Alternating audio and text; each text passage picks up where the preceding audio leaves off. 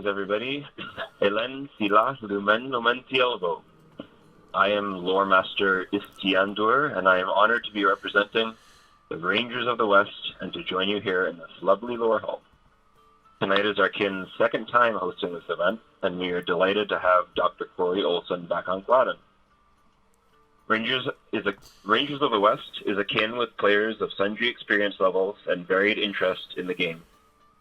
Whether you are new to Gladden, a returning veteran, or even just rolling a new character, we'd be happy to have you join us and add to all our fun.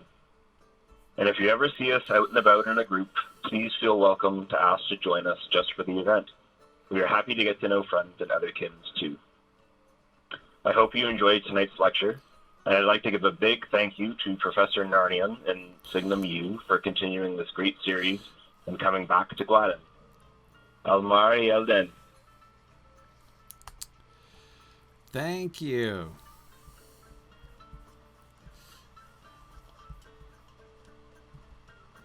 Oh, okay, there we go. I was in the wrong place. Thank you. Thank you very much. Thanks, guys, for having me.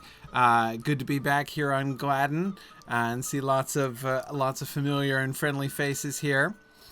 Okay, let's see. I want to make sure not run into more technical difficulties here. No, I think we're going. Sometimes if anyone's not hearing the stream right now, often what you need to do is refresh your screen. I think it's running. So I think we're good. But hey everybody, welcome back. So I am delighted to be back again on Gladden, and not only just to be back on Gladden, but of course to be back with you again exploring the Lord of the Rings. I was of course, I've been away for the last 2 weeks. I've been traveling with my family first, and then on business out to Indianapolis. So I've been all over the place, south and east and west and all over. So, but I'm back now. Glad to be back in the place where the internet works and all that kind of thing. And excited to be digging back into Chapter 4 with you. Chapter 4, of course, is quite short. It's like half the length of Chapter 3, so we're probably not going to spend more than 3-4 classes in it, I'd think. But anyway, all right, so a couple quick things before we get started. First, quick announcement. Tomorrow is a pretty exciting thing. So we're starting a new Mythgard Academy class. Mythgard Academy, in case you don't know, is a series that we've been doing now for almost 4 years, where we have people elected there's a popular election for the books that we study. We read through books together carefully and discuss them, kind of like I'm doing at the Lord of the Rings. A little bit less leisurely than I'm doing at the Lord of the Rings. Sometimes not all that much less, but a bit less. And we've been doing, of course, our History of Middle-earth series, where we've been going through the entire History of Middle-earth set, edited by Christopher Tolkien. We're going to continue that with the Treason of Isengard, but that's not what we're starting tomorrow. Tomorrow, we're starting a book that we've been waiting for, that I've been waiting to talk about for a really long time, and that is we're doing The Consolation of Philosophy by Boethius. It's the first medieval book that has won the Mythgard Academy election. Boethius's Consolation of Philosophy might not sound like a rollicking good time, but it's a really, really great book and a really important book. What's more, for understanding Tolkien, Tolkien was deeply influenced by Boethius. Well, okay, all of Western thought is really influenced by Boethius. And I think that there will be a lot of points that you'll see, where you'll see you'll be reminded of Tolkien as we're going through the Consolation of Philosophy. So I strongly recommend it. Wonderful opportunity to dig into this book together. So the Consolation of Philosophy, I'm going to be talking about. I'm going to be using. It was written in Latin, of course, the turn of the 6th century. I'm going to be using the Dover Publications edition, translated by Richard Green. There's also a perfectly decent public domain translation available, so you can use that as well from Project Gutenberg, which is also on LibriVox. So Anyway, it's going to be awesome. I'm super excited. So we're starting that tomorrow, Wednesday night, May 10th, 9:30 p.m. You can tune in right here on our Twitch channel. I simulcast it on our Twitch channel, so you can do that. It's going to be awesome. So, all right. So that's tomorrow night, and tonight we're digging back into Chapter 4. So, like 8 years ago when we last had class, we left the Hobbit. At least you have to acknowledge that we left our protagonists in a pretty good spot, right? We left Frodo and Sam and Pippin getting rather tipsy on elf liquor, sitting under a tree on the edge of the marsh, right? So they've been having a jolly time for the last 3 weeks while we've been going about our business, and we're going to pick up with them tonight. What I want to be really looking at is I want to be thinking about the way in which so there are a lot of juxtapositions, I think, in Chapter 4. You know, what juxtaposition is a really fun word, which I enjoy saying whenever I can. That is, you know, when things are really kind of put next to each other, in a way that makes us really think about both of them differently. The contrast between the encounter with the elves and the encounter with the Black Rider, for instance.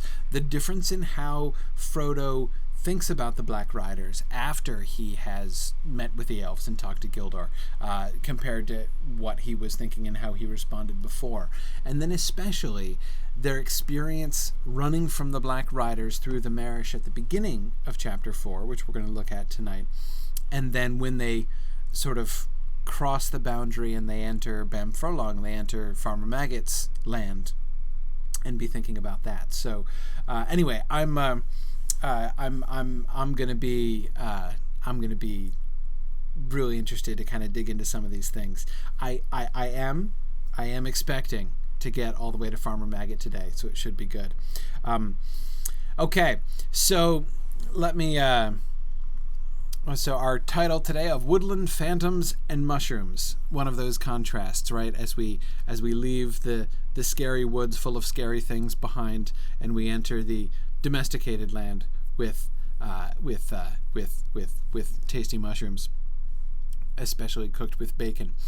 I only have one question that I wanted to address today. There were a bunch of really interesting comments and questions on the discussion board, which is again lotro.mythgard.org. But if you wanted to check, like in particular, I responded to a couple of them at length. There was some sort of general question about the general background of Angmar that we were talking about for a little while, but also I was I was engaging with a couple people where we were talking about I think I gave a little version of my rant about relatability in literature and books being relatable, and why I kind of get annoyed by that. And I was sort of countered by Dr. Samuel Johnson, which is a pretty good way to counter somebody. So I was, and I'm a big fan of Dr. J. I love Samuel Johnson, and so I kind of talked about that a little bit. I said in my post, I don't want to get into it in class, or I'm gonna lose like 45 minutes. But anyway, yeah. So good. Anyhow, so yeah. So we'll do that. You can look that up, but I'm not going to do that today. The main one that I wanted to focus on here today was the question that Lady Schmebulok asked about Sam, the sort of the observations you made about Sam and kind of generalizing to Hobbit culture in general, because this was not only an interesting question, but actually leads us pretty directly into some of the stuff I want to get to tonight, especially as we get closer to Farmer Maggot. She says, in my mind, Sam has always been very thoughtful and a deeper thinker than many would see on the surface. I've only given a part of her post. She was talking also about how Sam often is depicted, like, for instance, in the Bakshi film especially, as, you know, the sort of bumbling idiot, which I agree with you. He totally is, and it's absolutely sort of missing the point, not just because it's making Sam look like a buffoon, which he should not be a buffoon, but I agree with you. It does an injustice even just to his intelligence. He clearly is a lot. He's not just a bumpkin in that way. I mean, he is a bumpkin, but he's not an idiot. Anyway, okay, let me carry on with your post here. Usually I think we look at Frodo or Bilbo as the greater minds of the Shire, with their adventures broadening their scope of mind. Sam up until this point hasn't traveled far, but his imagination always lay beyond the borders of his homeland, and it has been fueled by hearing Bilbo's stories and learning his letters. From what I gather with the Gaffer's caution of Sam's learning, most hobbits of his social class are not literate either by choice or lack of opportunity. Does Hobbiton have a schoolhouse? I've always wondered. By the way, pause there. I don't think so. I'd be pretty surprised, actually, if Hobbiton had a schoolhouse. Maybe it does, but there's no reference to it. And that would seem to me odd, frankly. One thing that I would say, I don't want to get too distracted by this subtopic of the question, but it is an interesting one. Literacy.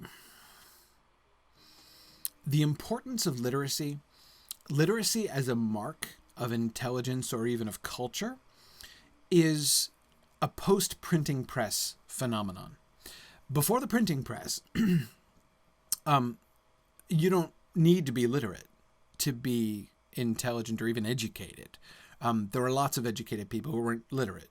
Very, very intelligent. There were lots of people who could, compose and translate from one language to another, but weren't literate. You don't need to be. That's a specialized skill. When there's no printing press, right? When it's not possible to very widely promulgate and reproduce printing, writing, you can get along with that. It's not a major thing. It was a much more oral culture, even not just in the earlier Middle Ages, but even in the later Middle Ages, for instance, it was still mostly an oral culture. You can be artistic, you can be, creative, you can be a poet without being literate necessarily. So it's something that I would, it's a misconception when projected backwards, because again, in our world, right? You can't get very far if you're not literate, right? I mean, being illiterate closes a lot of doors to you because there's print everywhere, right? I mean, you can barely go down the street without, being able to read street signs and things. That's not an issue, right? There was not illiteracy. Illiteracy did not pose any obstacles to daily life. Again, as I said, it doesn't even propose that as many obstacles to like a refined intellectual life in the Middle Ages as it does in the modern world. So again, I would be careful not to sort of color the Gaffer's comments, for instance. The Gaffer's, I agree with you, his clear resistance to learning, his concern that trouble might come of it, right? Because again, why be literate, right? Why read? What's the point of reading? What good can reading do you, right? Again, think about, there's lots of ways we'd answer that question today, right? But a lot of those ways aren't even really relevant. Again, the answer, to read books, no, that's not really necessary, right? I mean, you only need one person in the household to be able to read the book, and everybody can enjoy the book, right? That's what usually happened.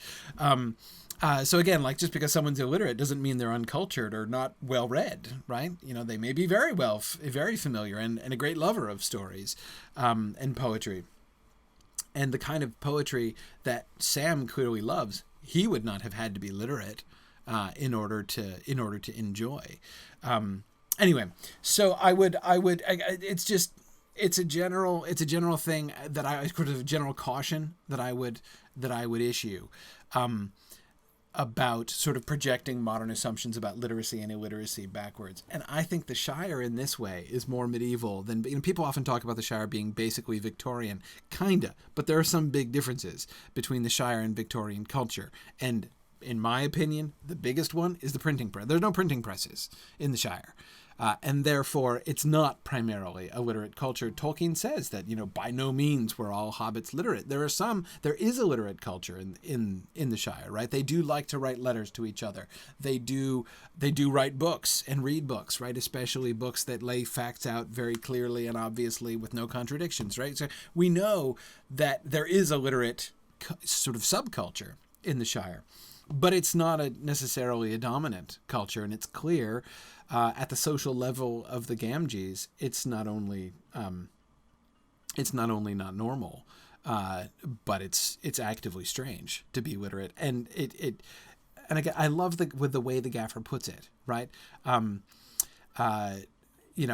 he hopes no harm will come of it, right? It's just not saying it's a bad thing. It just it's not clear what good can come of it, but some harm might come of it, right? It could distract. I mean, he could end up, becoming all scribal, right? I mean, he could become all bookish, which is not really relevant for a gardener, right? More time spent reading means less time doing your proper work, right? Anyway, so I would just be cautious about that. So no, I don't think that Hobbiton generally has a schoolhouse. The concept of public education in that sense, sort of broad education, not really a thing. Okay. I know that this can be a factor in having a more narrow mindset towards the world around you, yes, but other hobbits in higher social classes who would have access to more schooling, like Bilbo and Frodo, also have the same narrow mindset of the world, at least initially. Yes, I agree with you. It would seem to me that hobbits either have a willful, shallow ignorance, or due to lack of learning, that's all they know. Hobbits who go outside the Shire come back with a broader view and think deeper of the ways and happenings of the world. I agree, this is a major factor, and this is where we get into the theme that is one of the things I really want to be looking at carefully today, in today's passages, especially, as I say, with Farmer Maggot, because this is, to me, one of the major issues, right? It's one of the things that becomes clearer and clearer as we are traveling across the Shire, right? As we, sort of following along with Sam. It's not that we, especially if we've read The Hobbit before, right? It's not that we have never gone more than 20 miles away from Hobbiton, but we get to go along with them as sort of this new world is opening up. For Sam, all of it's new, right? He's never even been past the Woody End before, but even, of course, for the others, right? Even for Frodo and for Pippin, new worlds are opening up to them, right? In their encounter with the elves, in their encounter with the Black Riders, right? All of a sudden now they can fence themselves in, as Gildor tells them, but they can't forever fence the world out, and the world, that outer world is coming in. They're encountering it. Most of the hobbits still oblivious to it, right? Even people like the Gaffer who have met the Black Riders aren't really encountering the wider world or thinking about it much, right?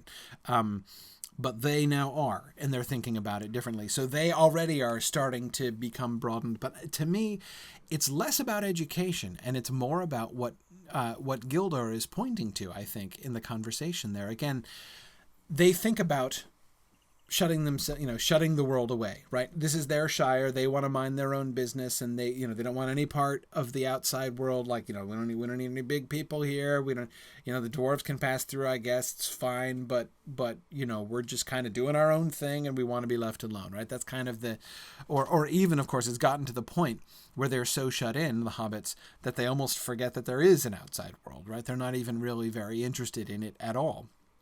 Frodo is the only one, we're told, who's going around seeking news of the outside world, remember, at the beginning of chapter 2. But again, the way that Gildor characterizes this is not as we have put up walls in order to protect ourselves from the outside world. He characterizes it as fencing themselves in, right? They have sheltered themselves, right? They have shut themselves away. They have turned their backs on the outside world and are facing only inward towards the Shire, as if the Shire were the entire world. And as a result, they're sheltered, right? They're narrow. They do have a narrow mindset of the world. This is why one of the things that I would say that we can see most clearly, right? Hobbits who have been outside the Shire, hobbits who have been traveling, the four travelers when they return at the end of the Return of the King, right? The difference between the cultural difference between the Shire, the hobbits of Hobbiton, right, and the hobbits of Buckland really kind of begins to pale compared to the differences between the Shire and Rivendell and Gondor and Rohan and everywhere else they've been to, right? The world is just a bigger place. They're seeing things in a very different context than they've seen things.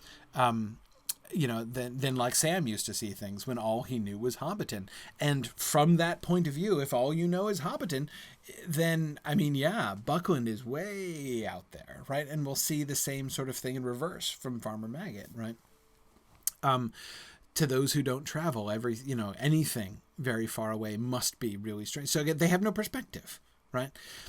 The thing that I want you to remember, the passage I want you to remember, which again we'll come back to in a bit, is when Frodo confessed to Gandalf that he sometimes thought the residents of the Shire too stupid and dull for words, right? And thought that an invasion of dragons might be good for them. Remember that?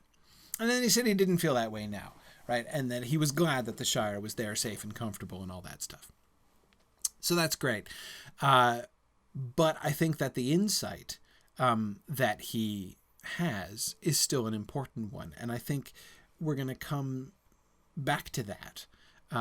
We'll see Frodo himself kind of confronting, in a sense, that idea in chapter 4 here today. There's more that could be said about this stuff, but again, it's that sheltering, it's that perspective on the world, it's that circumscription of the world, right? That to me makes the real difference. And it's the fact that almost all of the hobbits in the Shire are like that, right? Their horizons are very narrow, and therefore their view of the world is challenged, right? Is not really broad enough. Okay, so let's all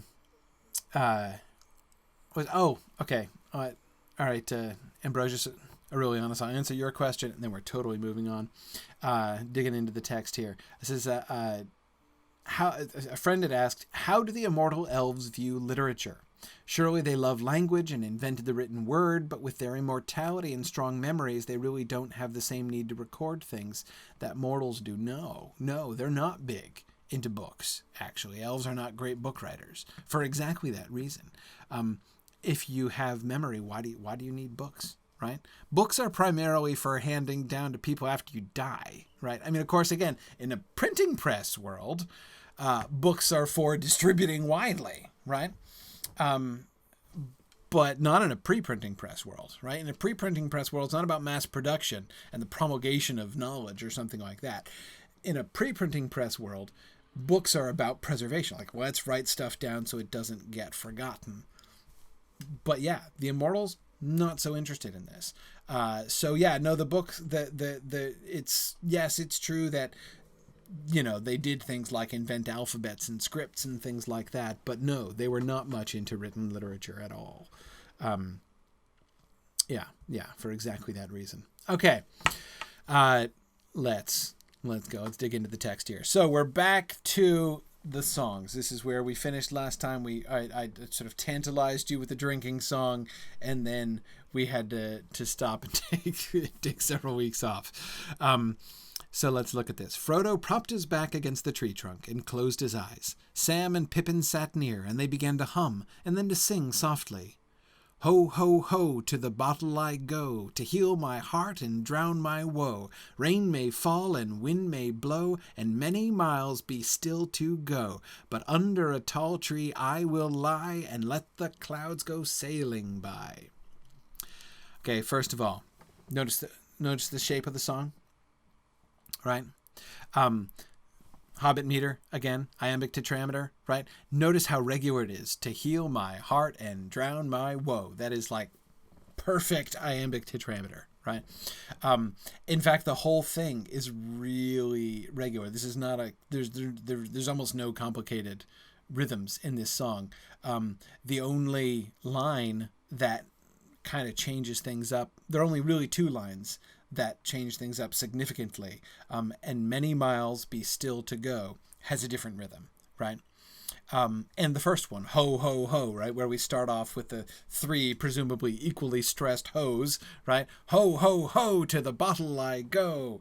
But once that kind of revs things up, right? Once the rhythm gets going after that, it becomes really, really regular. It's a very simple rhythm, not a lot of sort of personality in these lines. I kind of like the fact that the one place where the rhythm kind of stumbles, right, is the reference to the many miles be still to go. Right? I mean, there's a sense, right? That's what's being avoided in this song, right? The song is the perfect song for the occasion, right? Because the content and context of the song fit perfectly. They are in fact lying under a tall tree with their elf booze, right? While there are in fact many miles still to go, and they really should be moving along, but they're going to stop for a little heart healing and woe drowning, right, before they move on. So that's kind of a slightly uncomfortable reminder, right, that there are many miles still to go. But then we kind of get back into the rhythm, right? But under a tall tree I will lie and let the clouds go sailing by. Right? That's much smoother sailing in those last 2 lines, right? Than in line 4.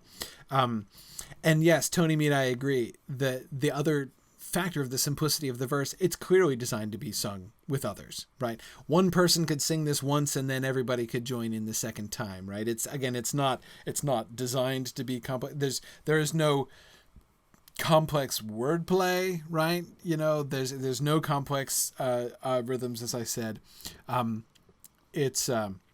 It's very simple. And yes, Milthaliel says it sounds like it'd be easy to remember the words even when drunk. Yes, it does certainly sound that way.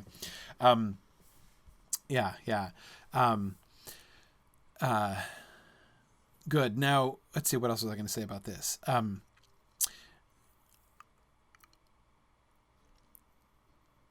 I like the fact, thinking of those 2 middle lines, right?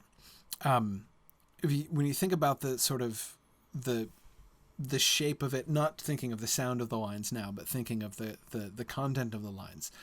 When you look at the shape of it, it's sort of like 3 sets of 2 lines, right? And this, of course, fits because it's in rhyming couplets, right? So that sort of works. Even though, notice the first. But the rhyme shape is more complicated than. No, I'm digressing. I was going to talk about the content, but hang on, let's talk about the rhyme for a second. Notice that the rhyme shape is a little more interesting than that, right? At first, it sounds like rhyming couplets, but it's not just rhyming couplets, because the first 4 lines all have the same rhyme, and indeed, it's not just that the first 4 lines all have the same rhyme, but lines 1 and 4 are on the same word even. Right, which is a kind of an interesting frame to that first quatrain. So the rhyme would seem to break the lines up into 4 and 2, right? Ho, ho, ho, to the bottle I go, to heal my heart and drown my woe. Rain may fall and wind may blow, and many miles be still to go. But under a tall tree I will lie, and let the clouds go sailing by. Right, so that the different rhyme, when it emerges in those last 2 lines, right, indicates like this sort of shift in action right there. But as I say, really the content to me goes 2 lines at a time, right? The first 2 lines are declaring the intention, right? I'm headed to the bottle, right? And I'll tell you why, right? I got 2 reasons: to heal my heart and to drown my woe, right? There we go, to the bottle. And then the second 2 lines, right, lines 3 and 4, talk about the circumstances, right? I don't care what happens, right? The rain can fall and the wind can blow, right? So we're talking about external circumstances, right? Things can change around me. Bad stuff can start happening. I don't care, right?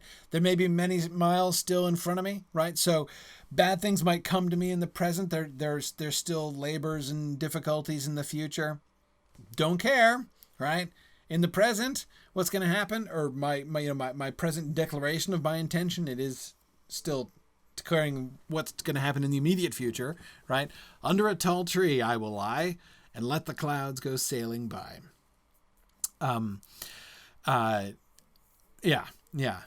So again, those three couplets all really kind of seem to speak fairly sequentially.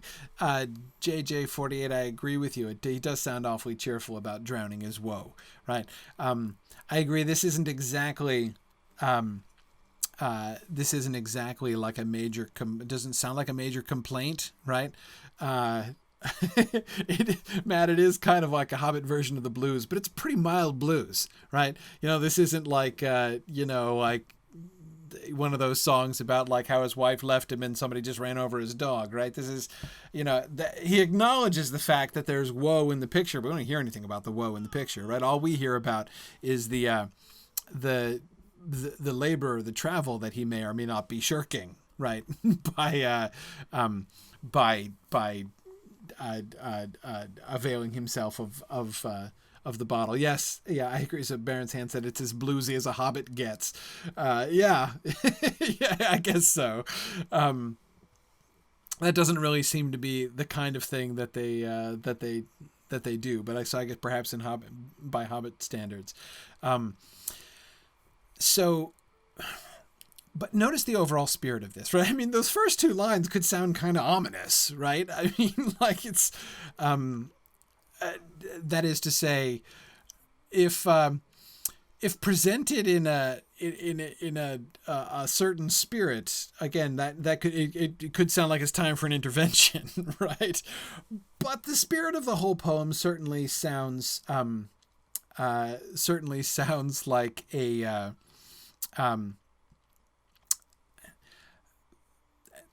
it's cheerful, right? The healing and drowning in the bottle is being done in a more or less in a cheerful, upbeat, friendly fashion, not an actual like I'm going to drink myself into insensibility in order to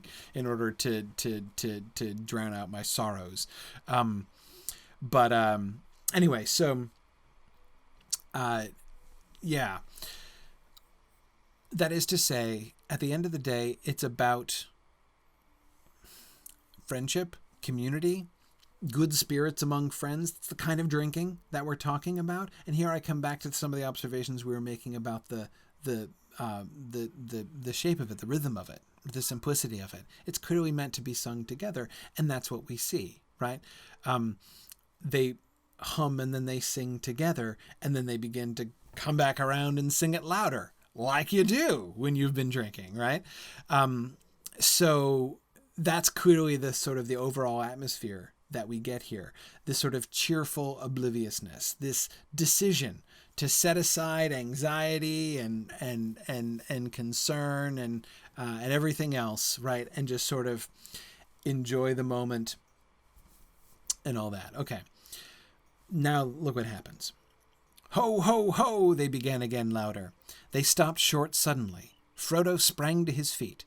A long-drawn wail came down the wind, like the cry of some evil and lonely creature. It rose and fell, and ended on a high, piercing note.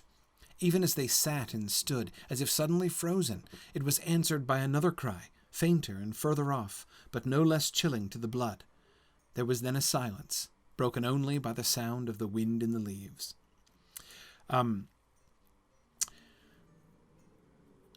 Something that I think we have to emphasize about this passage that I think is super clear. And again, I'm not trying to like harsh on the movies or something. The Nazgul don't sound anything like they sound in the movies. Notice the description of the sound of the cry that the Nazgul make. Again, not trying to diss on the Peter Jackson films. I love the Nazgul shriek in the films. It's really effective. It's really great. When I was doing on Twitter, I was doing a poll before I left for vacation of what the collective noun for Nazgul should be. I think we decided on Scourge. Didn't we decide on Scourge? But anyway, several people were suggesting a shriek of Nazgul, and I didn't get into it in Twitter. But I didn't like that one, and the reason I didn't like that one is because Nazgul don't actually shriek. It's not a thing they do. They shriek in the films, but they don't shriek. They wail. And notice what information we get about the cry of the Nazgul that we hear. It's a long drawn wail, right? It lasts for a long time. This is not just a cry, right? There's feeling in it, right? The cry of some evil and lonely creature. It rises and falls, right? It modulates. It's not just a note. It's not a whistle. It's not a shriek. And yes, Stephanie, exactly. Stephanie says wail and cry indicates a voice. That's the thing. That's the important thing. It's not a shriek. It's not a whistle. This is a voice speaking. And it's communication. There's communication happening here, right? It's because it's answered by another cry, fainter and further off. Now, the first emphasis here is on the impact that it has on them, right? On the hobbits who hear it. It's chilling to the blood. It sounds like the cry of an evil and lonely creature. The evilness of it, right, is something that strikes them and seems to be connected with the chilling, right? But also lonely, right? It's not only evil, but it's also lonely. It seems to excite, therefore, both sort of apprehension, right? They're creeped out by it, but they also seem to have pity raised by this, right? That's what I get. Pity is what I hear in the emphasis of lonely, right? And let's look at the follow-up. And what do you think that was? Pippin asked at last, trying to speak lightly, but quavering a little. It was a bird. It was one that I never heard in the Shire before. It was not bird or beast, said Frodo. It was a call or a signal. There were words in that cry, though I could not catch them. But no hobbit has such a voice. No more was said about it. They were all thinking of the riders, but no one spoke of them. They were now reluctant either to stay or go on, but sooner or later they had to get across the open country to the ferry, and it was best to go sooner and in daylight. In a few moments they had shouldered their packs again and were off. Dime, when I say pity, I don't mean that they're like, oh, the poor ringwraiths, right? But if you hear a cry, right, in the wild, and your response is, sounds lonely, right? To me, that seems like, at least an echo of something like pity, right? That it's not just fear that they feel. It's sort of acknowledgement of like, wow, like I wouldn't want to be whoever that was that's crying out there. But there are words in the cry. So let's try to picture this, right? Frodo can hear words in the cry, but it's a long drawn wail, and it's rising and falling and ending on a high piercing note.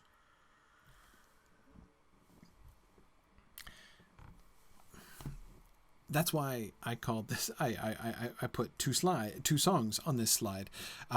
It's a song, right? I mean, it's a long, sustained vocalization that has words in it, i.e., it's a song. And JJ48 says maybe this is the Nazgul version of the blues.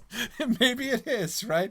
Exactly. See, JJ, now that's a little more bluesy, right? I'm evil and I'm lonely and I'm in the marish far from home, right? That's a little bit more bluesy, right? I can totally get into that.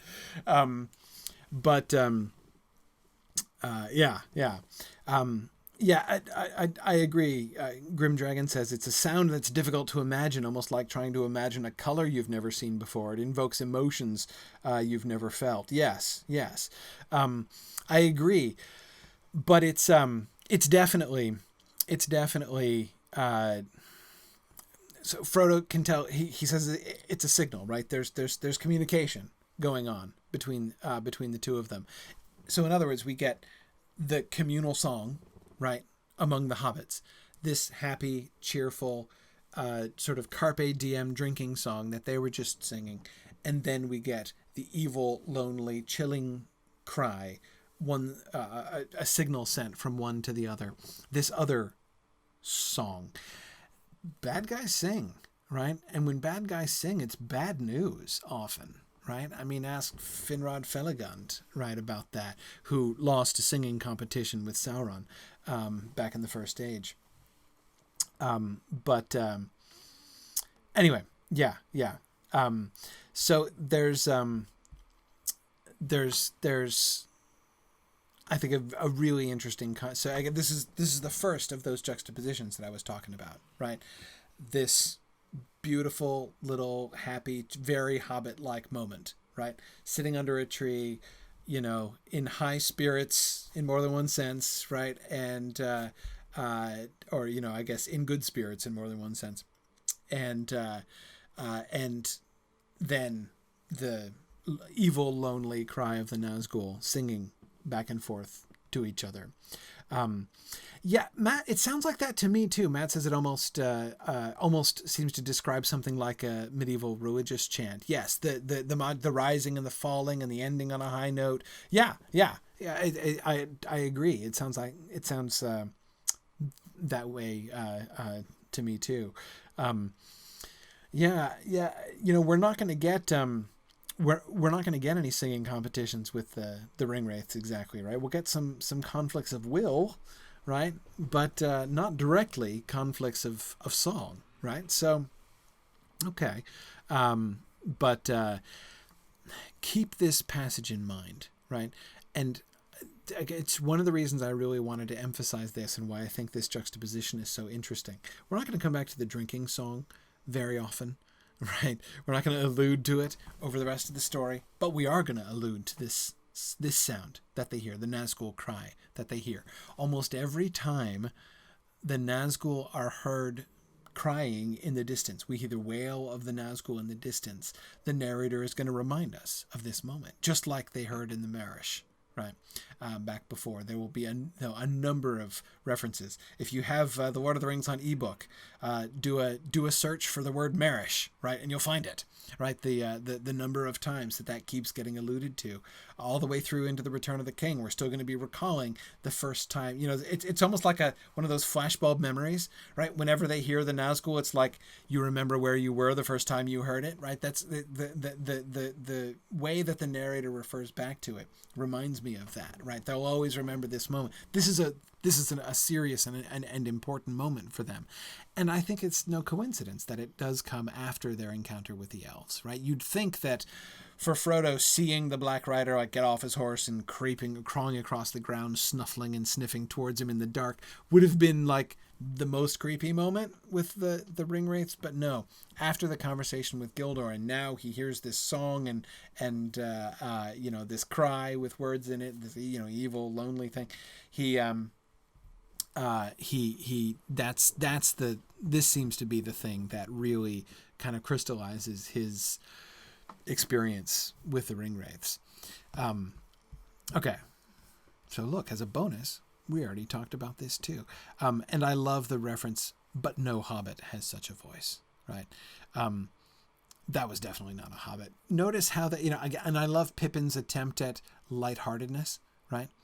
What do you think that was, right? Bird? You think? Think that was a bird? He's trying for Hobbit lightheartedness, right? That's what they do when things are spooky. They they make jokes. They try to keep it light. Frodo can't be light about this, right? But notice how he doesn't name the Black Riders, right? He points to them pretty clearly, but he doesn't say it, right? They don't say it. They're all thinking it, but nobody speaks of it. And the result, they're reluctant either to stay or go on. Mathaliel, remember the point that you made about Gildor's words last time? Remember at the beginning of class, we talked about Mathaliel's point about how she had always been frustrated with Gildor for not saying anymore, and Frodo saying, I can't imagine what would be more terrifying than your hints and warnings, right? I can't imagine what information would be more terrifying than your hints and warnings. But I really liked Mathaliel's very interesting point that actually you can kind of see when you look back through the rest of Book 1, and you can see actually maybe if he'd known more, he wouldn't have been able to do what he was doing. Notice, Mathaliel, the effect setting in right here, right? What is the consequence? of this confrontation with the Black Riders, right? Or this sort of, I don't mean confrontation face to face, right? But this confrontation of like the reality of the Black Riders is paralysis, Milthalio, right? They don't want to, like if they were to take off running, that would be something, right? That would be panic. That would not be great, but it would be kind of potentially productive if they ran the right way, right? The result is absolute paralysis. They're terrified to stay. They're terrified to go. The whole world transforms around them. Remember where they were singing under the tree just a minute ago. And now everything is a threat, right?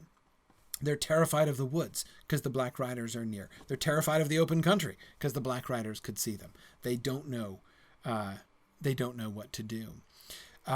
So yeah, like if they actually did know more, right? You know, if on top of the experience of hearing this cry, and I wonder if they're actually affected by the song, right? Remember how the Song of the Elves imprinted itself on their minds, right? They were able to translate it even though, you know, they didn't really know the language.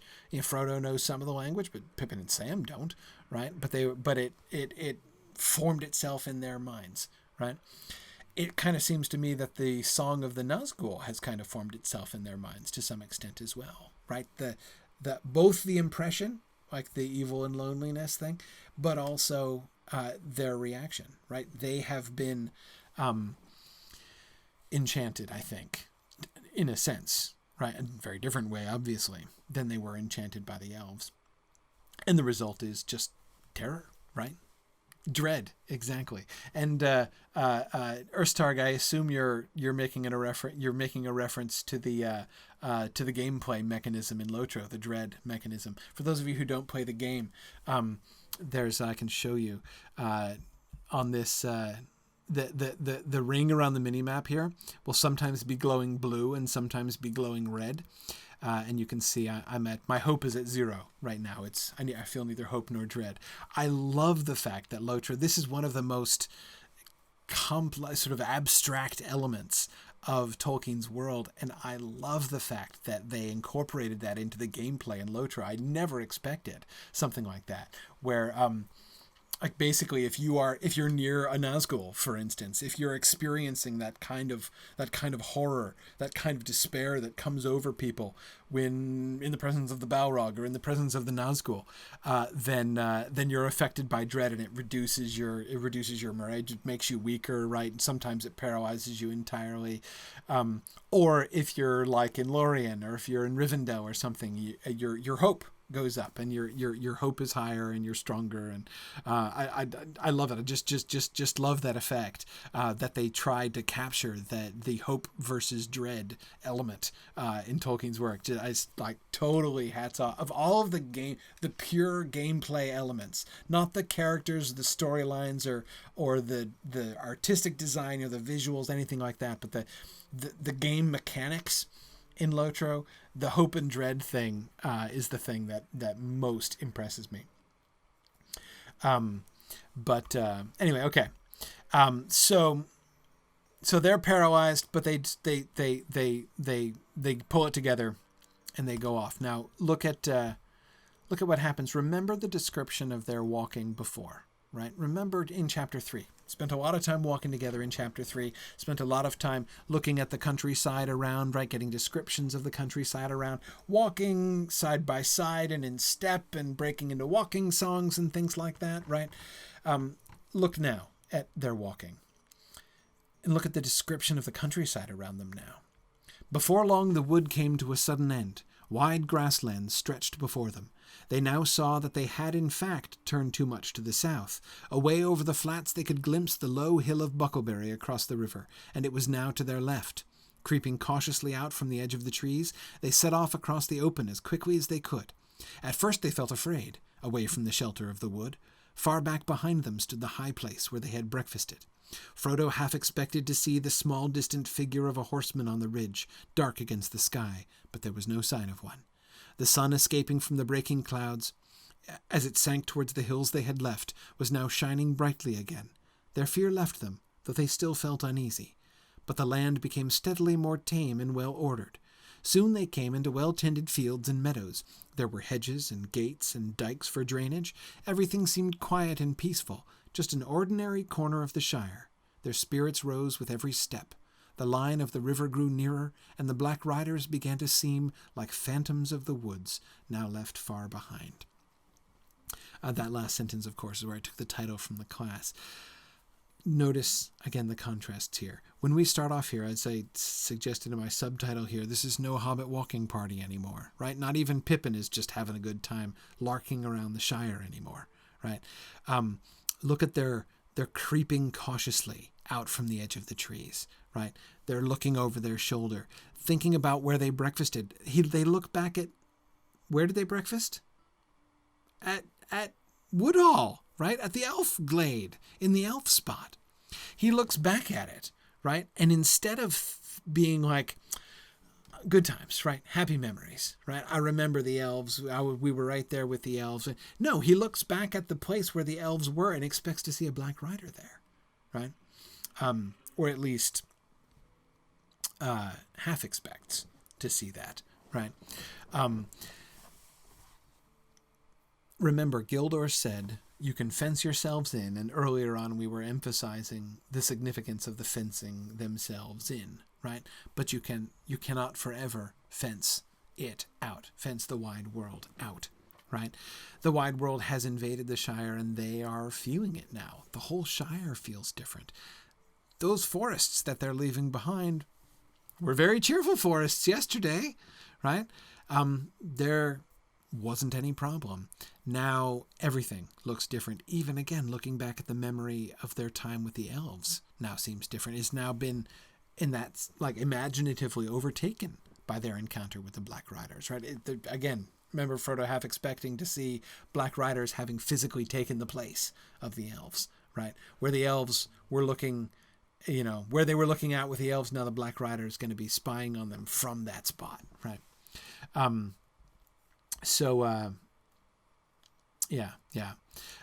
Okay. But then their spirits rise, right? And what is it that makes their spirit rise? The land becoming steadily more tame and well-ordered. They're returning to the normal Shire, right? It's hard for them to continue to feel the same way, right? It's one thing to be like, they were enjoying their Hobbit walking party, and the Hobbit walking party got kind of wrecked by the whole Nazgul thing was a bit of a damper on that, right? But it's like coming back to the real world, right? Harder to believe in these, spirits from the outside world, right? These phantoms of the woods. We've left them far behind, right? And you're right, Stephanie, that we can see that their tendency to be lighthearted and hopeful is still emerging, right? Despite the Black Riders and the fear of the Black Riders. Milthalio, it is almost like leaving Ferry and coming back to the normal mundane world, right? I do think that's part of it, Milthalio. It's not like, well, surely the Black Rider, I don't think that their comfort is rational here. That is, it's not like the Black Riders would surely never dare to follow us to this spot, right? But rather it's like, it's harder to believe in them. And that's what we see in that last line. The Black Riders began to seem like phantoms of the woods, now left far behind. They've not been left. They're not phantoms of the woods, right? They're kind of phantomish, but they're not phantoms of the woods. They're not like evil local spirits, right? That when you go back, when you leave the dark German forest in the Brothers Grimm and you come back out to tilled farmland, you're now safe, right, from the dwarves and fairies and giants and ogres and witches that you might find in the forest. But that's how it feels to them, right? Okay. Oh, wait. Sorry. Went the wrong way. Okay. Now look what happens as they're approaching Farmer Maggot's house. The mood is rising, right? Their spirits are rising. They're feeling more confident and more relaxed, and the Black Riders are starting to feel more and more unreal, right? Returning to the normal world, and everything's getting nicer and more cheerful. And then there's this sudden reversal.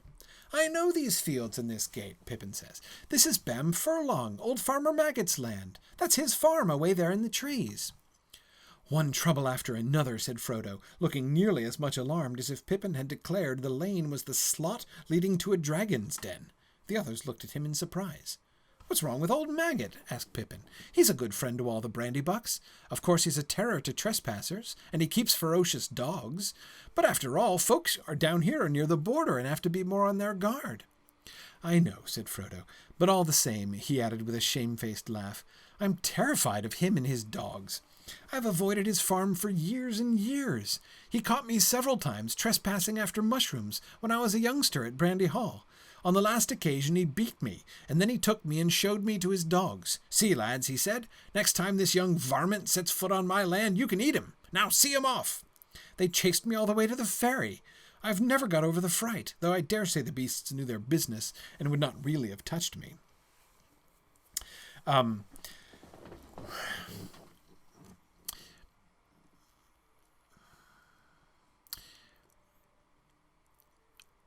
Again, everything seems to be moving in the positive direction.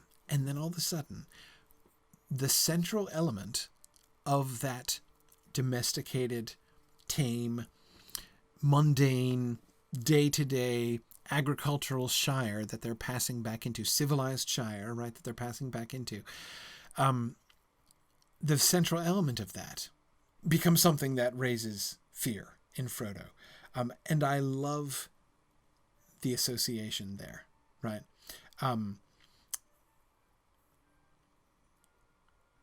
Looking nearly as much alarmed as if Pippin had declared the lane was the slot leading to a dragon's den. Right. Farmer Maggot is like a dragon. That's like the picture Frodo has always had in his mind. Right. Farmer Maggot was his personal ogre. Like, Farmer Maggot was the boogeyman. He was the monster under the bed, right, when Frodo was a kid.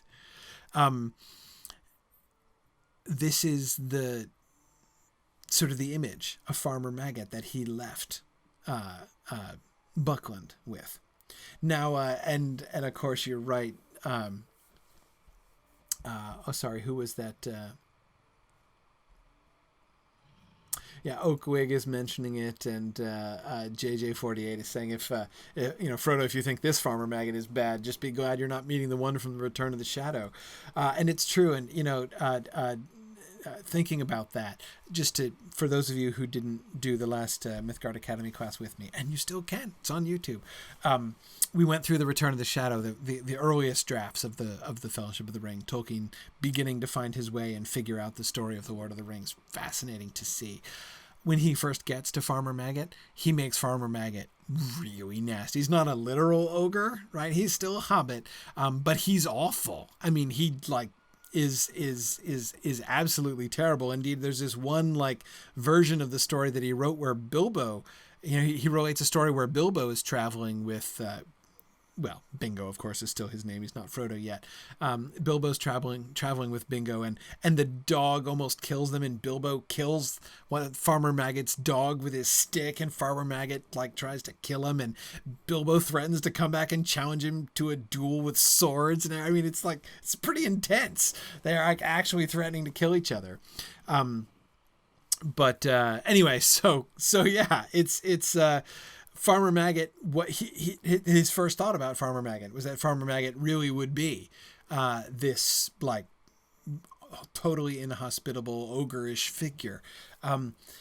That's not where he ends up with Farmer Maggot, right? And but to me, remembering that is really interesting. Again, thinking about this association that Frodo has between Farmer Maggot and dragons, right?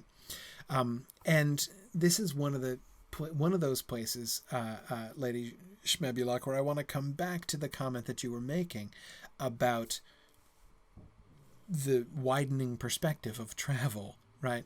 And the narrow perspective of most Shire hobbits. We can see this was true, has been true, is still true of Frodo, right? It's no great shock that in Frodo's little world, right, when he's a kid in Buckland, it's no surprise that Farmer Maggot is like the big bad of his world, right? And that's how he thinks of him. And he still retains that memory even now into his adulthood. He's a little bit ashamed of it, right? He's shamefaced as he's speaking of it, but he's still uneasy, right? He still doesn't trust him. He's still nervous, despite the fact that he now has sort of heard enough and knows enough to suspect maybe I don't have a real balanced view of Farmer Maggot, right? Based on my very few interactions with him when I was a kid. Okay, so think about the shift there, right? And remember Frodo's own words about how he thought that an invasion of dragons would be good for the Shire. Keep that in mind. It's, of course, the one where we see that come most relevant to is going to be Frodo himself.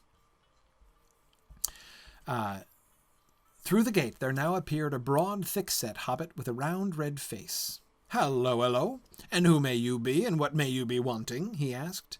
"Good afternoon, Mr. Maggot," said Pippin. The farmer looked at him closely. "Well, if it isn't Master Pippin, Mr. Peregrine Took, I should say," he cried, changing from a scowl to a grin. "It's a long time since I saw you round here. It's lucky for you that I know you. I was just going out to set my dogs on any strangers. There are some funny things going on today.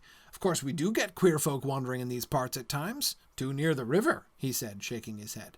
"But this fellow was the most outlandish I have ever set eyes on. He won't cross my land without leave a second time, not if I can stop it."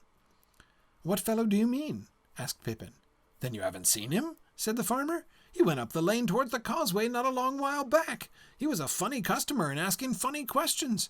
But perhaps you'll come along inside and we'll pass the news more comfortable. I've a drop of good ale on tap, if you and your friend are willing, Mr. Took." Okay, several things to observe about Farmer Maggot's response here, about our first introduction to Farmer Maggot. One thing that I don't want to overlook. Notice what a close shave they've had, right? It's easy to miss this. This is one of those things that I didn't notice for years reading this passage. One of the things that we can take from this initial conversation with Farmer Maggot is they barely escaped the Black Rider, right? Notice the significance of his question, "Then you haven't seen him?" He's surprised that they haven't seen him. Why should he be surprised that they haven't seen him? Because you can't wander off the road. The road is on a causeway, right? That is to say, it's a raised dirt road above marshland, right? So you got marshland, but then you raise a causeway to have the road. There's nowhere to hide on a causeway, right? If you're on a causeway through a marsh, the only thing you can do is jump off into the swamp, which they obviously haven't done, right? Because they're not totally immersed in swamp water. So this is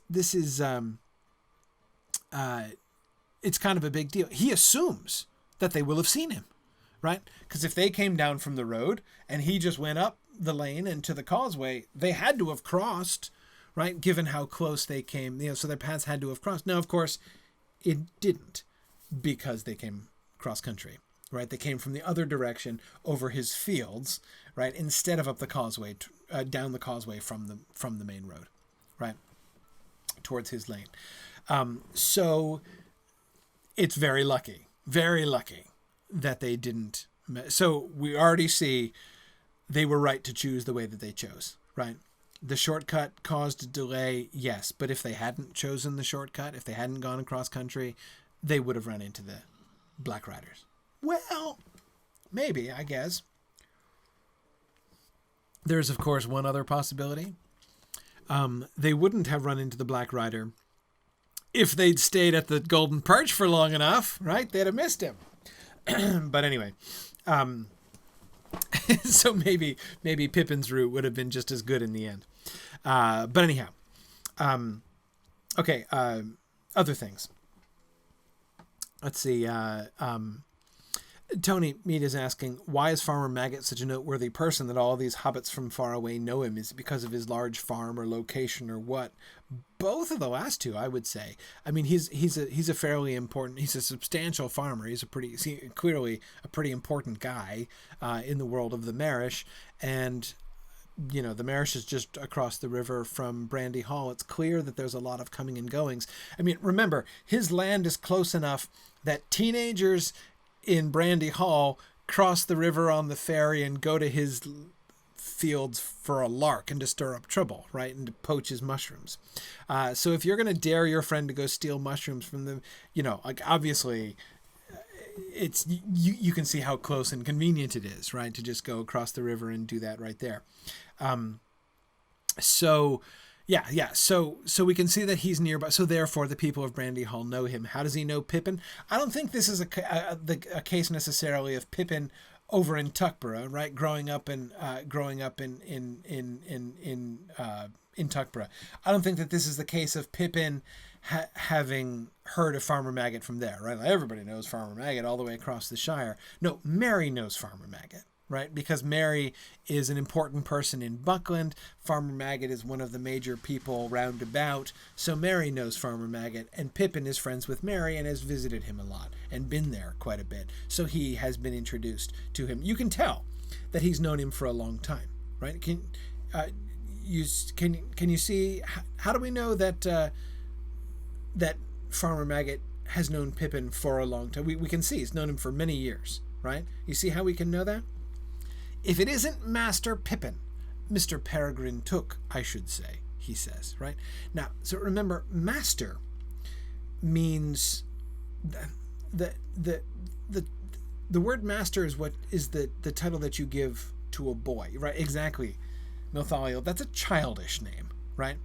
The young master, right, is what somebody in the lower class would call a child who is in the upper class, right?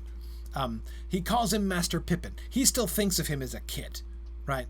A teenager, a hobbit lad running around with Mary Brandybuck, right? And then he corrects himself. Mr. Peregrine Took, I should say. Right? Yes, a young man in short pants, D-May. It's exactly. So he corrects himself. He's not Master Pippin anymore, right? He is now Mr. Peregrine Took, right? Even though he's not officially come of age, so he's probably actually not Mr. yet, right? Exactly. Veronica was just reminding us that he's not yet 33. Yeah, he's not come of age yet. So I actually think, Veronica, for that reason, I actually think that the Mr. Peregrine Took, I should say, is kind of giving Pippin a hard time, right? Technically, he's not Mr. Peregrine Took yet, right? He's still Pippin.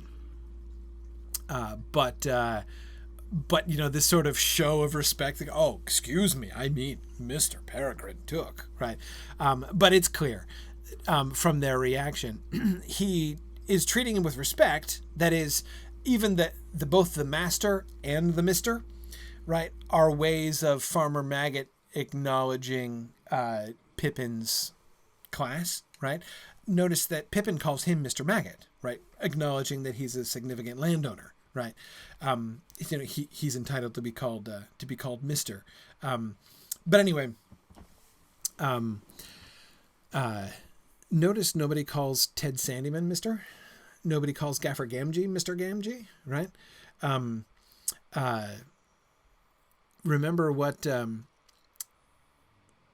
Bilbo calls the gaffer? Master Hamfast. Karita, Alfred does call Batman Master Wayne. Yes, absolutely he does. Because, of course, Bruce Wayne is always the young master to Alfred. It happens when you're like 150 or however old Alfred is. But yeah, anyway. So he calls him Master Hamfast, right? He's not a kid, but he's a peasant. He's not Mr. He's not a landowner.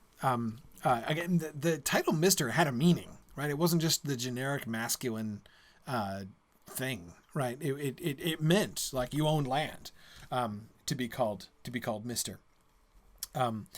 Those of you who've been doing the Mythgard Academy with me may remember the moment in Dracula where this came up, where Arthur, the Honorable Arthur Holmwood, who became Lord Godalming when his father died, he became a peer, he inherited the title from his father. And you may remember, if you read Dracula with me, you may remember that moment when Van Helsing says, is having a problem knowing what to call Arthur because Arthur's father's just died, but that's an awkward subject and everything. And he says, I must not call you Mr. I can't call you Mr. Holmwood because you're a peer now, right? So anyway, so he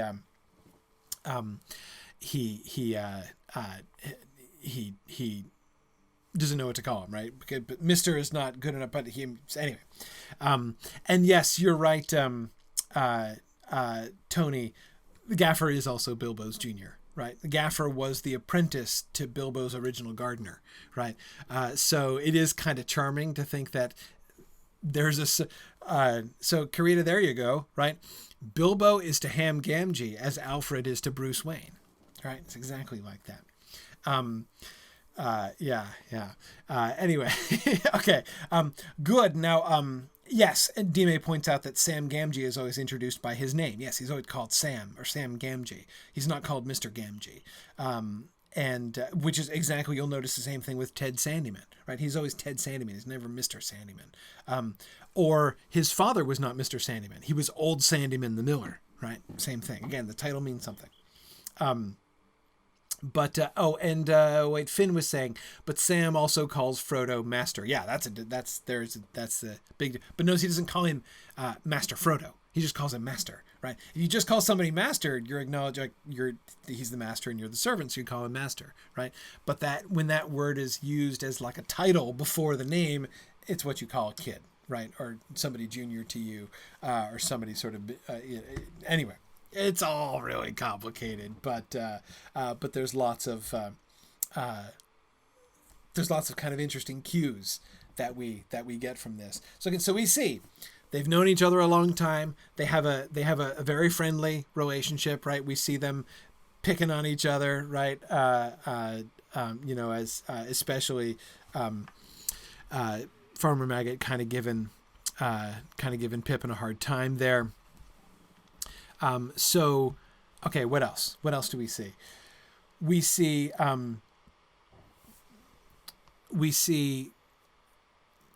the pluck of Farmer Maggot, right? Another thing that, a thing that Farmer Maggot and Ham Gamgee have in common, right? Telling black riders off, right? He had just determined he was going to set his dogs on any black riders that came by again, right? Yeah, I mean, it's kind of a wonderful thing to think about Farmer Maggot doing this, right? And if I see any more like undead spirits on my land, I'm going to set my dogs on them, I will. It's awesome, right? Just you got to love the cheekiness, just like, Ham Gamgee slamming his door in the face of a black rider. Pretty awesome. Notice a couple things in Farmer Maggot's perspective here as well. There are some funny things going on today. He says, of course, we do get queer folk wandering in these parts at times, right? Too near the river, he says, shaking his head. Right. It's interesting that it's almost like he's confessing that Ham Gamgee was right, that folk are queer over in Buckland, right? He's like, yeah, things are queer around here. We're too close to the river, right? But of course he's not acknowledging that, right? They are normal, like the residents of the Marish are not queer, right? It's the people from across the border, because you do get people from across the border, and those people can be pretty darn outlandish, right? And sometimes they encounter them. So we see already a way in which the residents of the Marish, because they do encounter the outside world to some extent, right? And occasionally at least, we do see ways in which they already have, in a sense, a kind of a broader, at least a slightly broader view of things than the hobbits of Hobbiton do, who are much more thoroughly sheltered because not so near the border.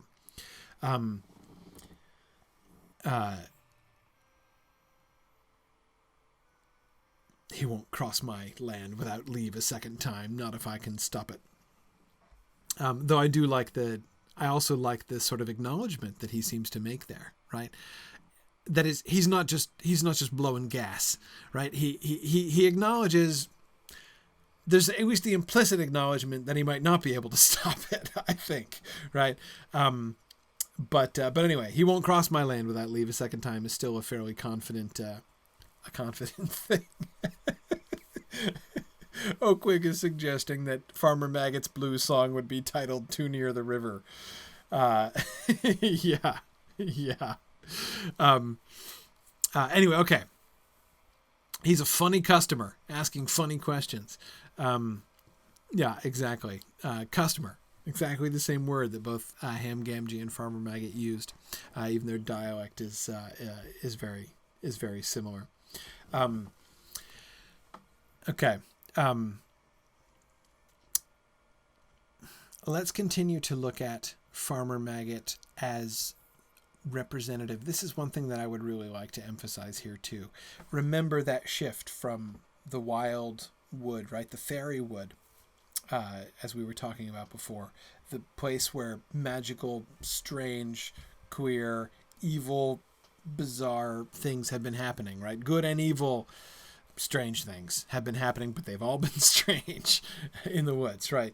In the woody end of all places, right? I mean, just like a normal part of the Shire, but here it's been transformed by all these other worldly things they've been meeting, right? As their world is changing, or rather their view of the world that they thought of as the quiet world, their own Shire, which Gildor says isn't your own Shire, and their eyes are being opened to that, right? But anyway, they've left that behind, right? And now they've passed into cultivated, normal, mundane Shire world. And in that world, Farmer Maggot is, I think, possibly the most representative hobbit that we meet. I mean, Gaffer Gamgee is pretty close too, but remember, almost all the hobbits we know are weird, right? Weird in a good way, but they're weird. Bilbo's weird, Frodo's weird. We're told they're weird. The exceptional is the word that the preface uses. They're weird even just because they aren't married, right? As bachelors, they're very exceptional. Most hobbits get married and have a family, right? Most hobbits are not landed gentry living in Bag End, right? Most hobbits are farmers living in a family, living in this communal existence and close to the land, right? That's Farmer Maggot's life. That's normal. That's much more mainstream Hobbit than any of the companions, right? Merry and Pippin are like little princelings, right? The heirs of the two greatest families of the Shire, right? Frodo is even weirder, right? Because he has not only the wealth of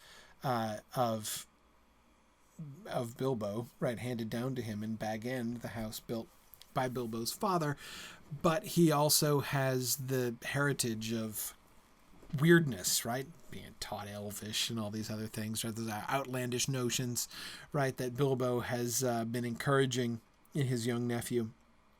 So Frodo's even weirder. Sam's grown up under the influence, right? They're all kind of weird. None of them are truly mainstream hobbits. Farmer Maggot, totally mainstream hobbit. I agree with you, Mike. The Cottons are pretty typical as well, right? When we meet Farmer Cotton, we meet Farmer Cotton, we will get another example of like good sturdy hobbitry, right? Your sort of mainstream hobbit, but we haven't got him yet, right? We don't get him till the Return of the King, and his role in that way will be kind of similar, and that will be a fun point of comparison, actually, right? Thinking about the role of Farmer Cotton at the end compared to the role of Farmer Maggot here and the role that he plays in this particular moment. But I agree, he's the other. The Cottons are I think the other family that are sort of most stereotypical, most mainline of all the hobbits. So let's keep going. It seemed plain that the farmer would tell them more if allowed to do it in his own time and fashion, so they all accepted the invitation. "What about the dogs?" asked Frodo anxiously. The farmer laughed. "They won't harm you, not unless I tell them to. Here, Grip, Fang, heel!" he cried. "Heel, Wolf!" To the relief of Frodo and Sam, the dogs walked away and let them go free. Pippin introduced the other two to the farmer. "Mr. Frodo Baggins," he said. "You may not remember him, but he used to live at Brandy Hall." At the name Baggins, the farmer started and gave Frodo a sharp glance. For a moment, Frodo thought that the memory of stolen mushrooms had been aroused and that the dogs would be told to see him off, right? Frodo's, again, he can't help it, right? He's got this picture of Farmer Maggot. Farmer Maggot, the ogre of his childhood, right? And as soon as he sees Farmer Maggot start, right, he has his own interpretation. Milthaliel says poor Frodo has PTSD. Yeah, kind of. Yeah. But anyway, like he has like his own narrative, right? The world that he grew up in when he was a kid, in which Farmer Maggot was the big bad, right? And for a second, it looks like that narrative is returning, right? Oh my gosh, I have walked down the slot to a dragon's den, and now the dragon is going to eat me, right? So I see Mike's comment that he said when he was 12, he thought that Heel was one of the dogs. Yeah, it's an easy mistake to make. Grip, Fang, Heel. Yeah, it's if he didn't repeat the command with Wolf, it would be even more confusing. But yeah, I can totally imagine as a kid making that mistake. Anyway. I think the only thing that protected me from that mistake, Mike, was I had, before I read The Lord of the Rings, I had read a bunch of dog books, of like the old Yeller genre, basically. So I'd already read about teaching dogs to heel. So I knew that was a thing. It was in the forefront of my mind. Anyway, so again, here's the narrative that Frodo has in mind, and it looks like it's coming true, right? That he really is in that world of his childhood imagination, that much smaller scale world, right? Farmer Maggot, not actually very dragonish, right? Some certain differences between him and a real dragon. But Farmer Maggot took him by the arm.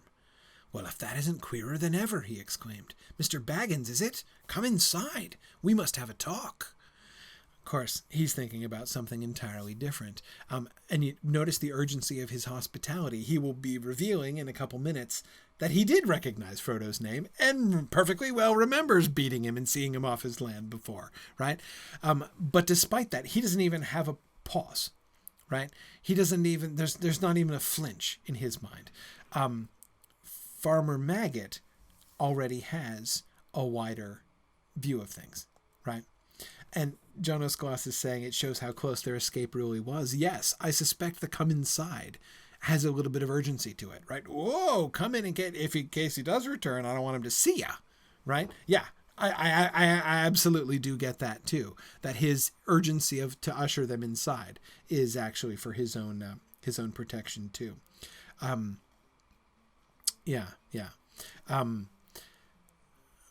I agree, Milthalio. There is a certain amount of realism here, as she says, how Frodo's childhood experience looms much larger to him, than it does for the adult farmer who is chasing off a naughty kid. And Milthalio doubtless did it every weekend, right?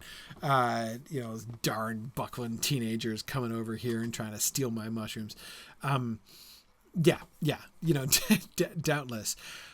But again, especially in the context, remember, just post-conversation with Gildor, right? One of the things that Gildor invites Frodo to do in that part of the conversations we've alluded to so many times about, not being able to fence the world. It's not your Shire, right? I never expected to meet them in our own Shire, says Frodo, right? And Gildor's like, dude, it's not your own Shire, right? You need to change your perspective. You need to change the way you look at things. You're fooling yourself if you think that this is your Shire and that you're safe here, right? That nobody can get you here. You can't fence the world out. Hobbits are deluding themselves in thinking of the Shire as just their world, right? He needs to broaden his perspective. His perspective is still not, and we see a flash here, right, of his narrow childhood perspective, right? That world in which Farmer Maggot loomed so large. And Farmer Maggot immediately undermines it, right? The dragon, takes him by the arm and bids him come inside for his own safety, right? It's a really anticlimactic dragon confrontation here. But again, of course, we've seen Frodo's world expanding already, right? Just in this last chapter, we've seen Frodo's world expanding in some really scary ways, right? And that's why this sort of flashback to his childhood fear of Farmer Maggot is such an interesting sort of piece of perspective for me, right? That really emphasizes how much Frodo's world has already changed and how much it's beginning to change, right? The way in which he now, how silly this looks, right? As soon as Farmer Maggot takes him by the arm and says, "Come inside, we must have a talk," the whole thing just dissolves, right? That whole fantasy, right, that he'd been retaining since his child, that which is kind of a fantasy world, right, in which Farmer Maggot is the ogre who bites the heads off of children, or rather has his dog bite the heads off of children, then probably eats them for dinner at home. That world just dissolves right away, right? And again, what makes it happen? The intervention of the outside world, right? Something much worse than an ogre, something kind of even worse than a dragon, maybe a little bit less apocalyptic in its intervention in the Shire, but still pretty bad, right? Namely, a Black Rider's intervention has totally changed that world and made it just vanish, right?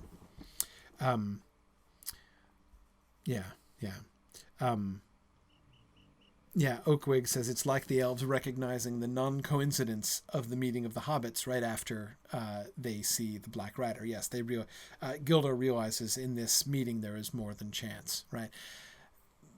Farmer Maggot doesn't have that kind of perspective, right? He's not like, I see it might be my destiny to assist you in your journey, right? That's obviously not Farmer Maggot's train of thought. But clearly, any other issues that might be going on, I kind of wonder. For me, a sort of a fun thought experiment. What would Farmer Maggot have done? How would Farmer Maggot have greeted them had the Black Rider not come, right? Had the three of them shown up and Farmer Maggot had no clue, right? Hadn't encountered a Black Rider and he meets, Master Pippin, and Master Pippin introduces Frodo and Sam. And how would Farmer Maggot have acted towards Frodo, right? My theory, by the way, is that Brunier says Heel would have eaten Frodo. No. My theory is that he would have given him a hard time. I think he would have teased him, right? My theory is I think that Farmer Maggot would have pretended to be outraged and made it look like he was going to set his dogs on him, and then he would have laughed and been like, I'm just giving you a hard time, right? I totally think that he would have put Frodo on. That seems like a kind of thing that Farmer Maggot would do. It seems like a very Hobbit kind of thing to do. Again, given the exchange between Pippin and Farmer Maggot, I think that's kind of, he seems to be that kind of guy. That's totally what I would expect Farmer Maggot to have done. But obviously, he's not going there, right? Nothing like that's going to be happening since he is,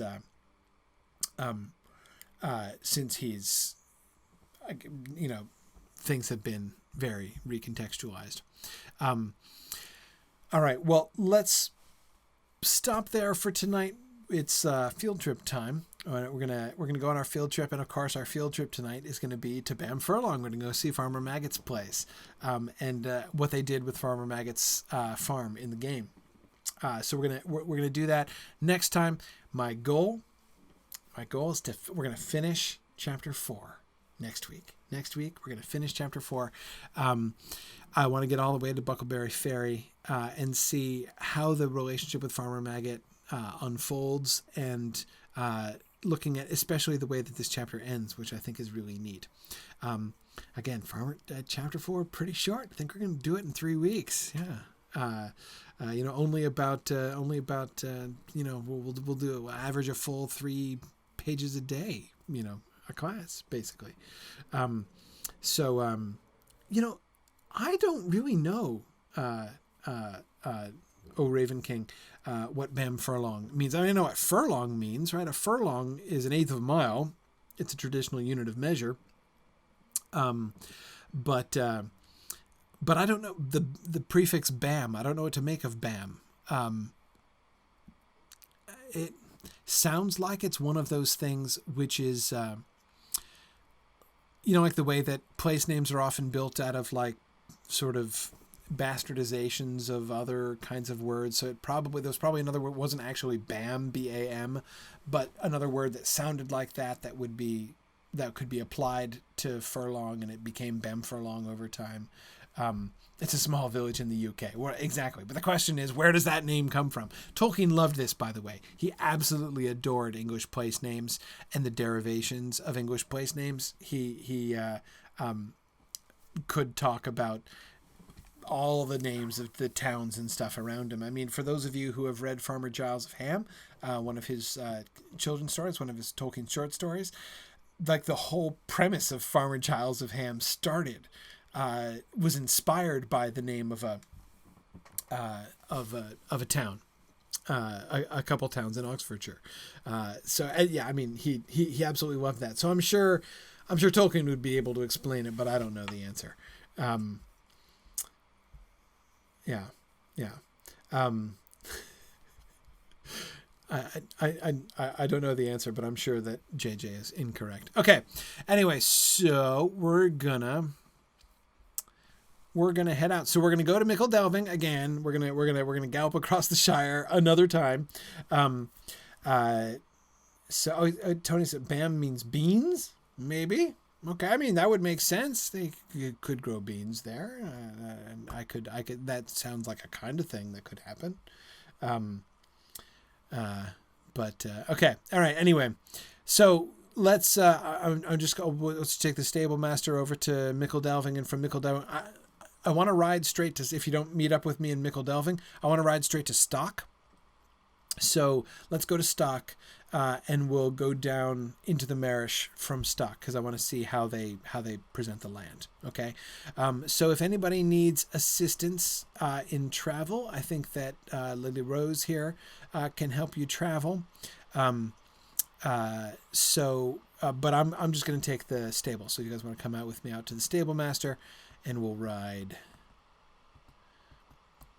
out to back to the Shire and then out to Stock. We will not go into the Golden Perch because if we go into the Golden Perch, we'll be there all night. So we will try to resist the allure of the best beer of the East Farthing, and we'll head down to the Marish from Stock. All right. So, let's see.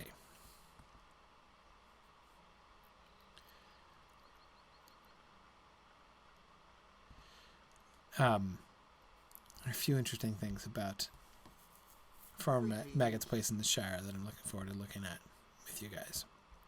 All right, out to Mickle Delving again.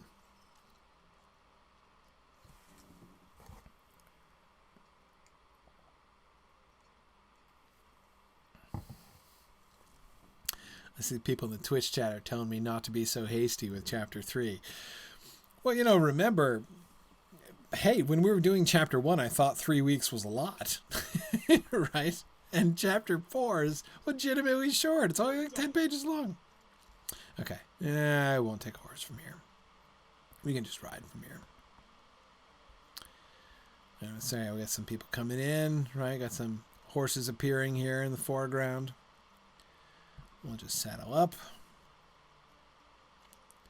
Got my Eastham-net steed here. We'll wait for a few more people to arrive.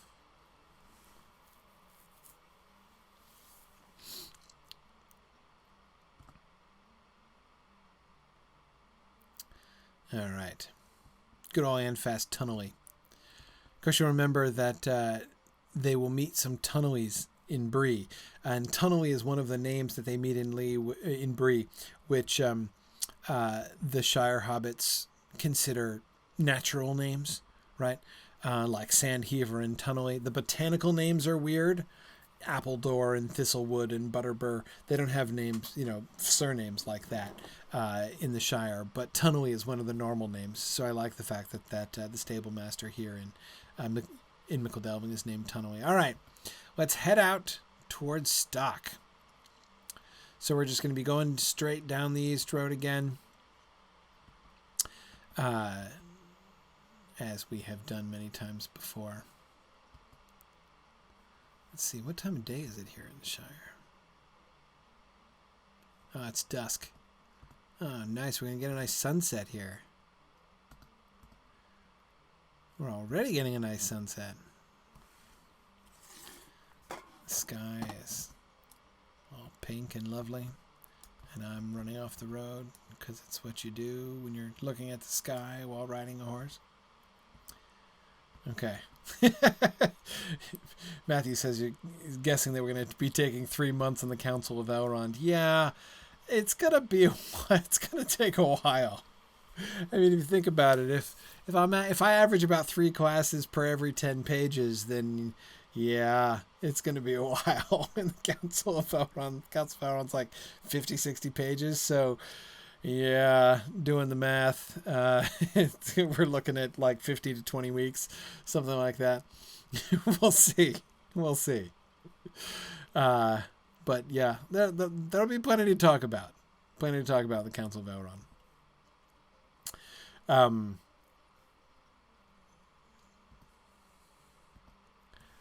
All right, so we're coming over the... Oopsie. Here, I'm turning myself. I gotta use the other one. There we go. Now I can keep riding in a more or less straight line while I'm looking off to the side. Okay.